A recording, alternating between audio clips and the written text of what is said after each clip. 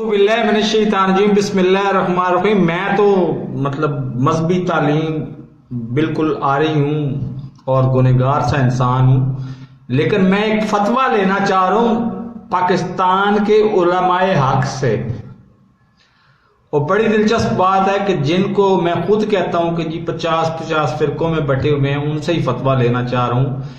کیا فرماتے ہیں علماء حق بیچ اس مسئلے کے کہ ایک طرف حضور اکرم حضرت محمد مصطفیٰ صلی اللہ علیہ وآلہ وسلم اپنی زبان مبارک سے یہ فرما رہے ہیں کہ اگر اس عورت کا ہاتھ چوری کے الزام میں پکڑی گئی عورت کا ہاتھ کاٹ دیا جائے، اور اگر اللہ نہ کرے میری اپنی سکی بیٹی بھی چوری میں ملوث ہوتی تو میں بھی اس کا ہاتھ کاٹ دیتا۔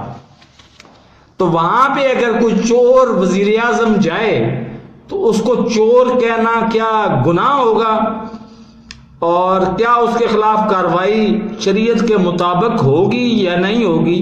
یہ میرا علماء حق سے سوال ہے۔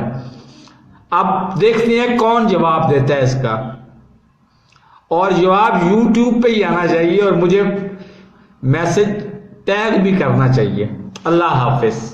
میرے اس چینل کو سبسکرائب نہیں کیا تو سبسکرائب کر لیں، ساتھ لگے بیل آئیکن کو دبا کے نوٹیفیکیشن آن کریں، اور میری اس ویڈیو کو زیادہ سے زیادہ لوگوں میں شیئر کریں۔ اللہ حافظ۔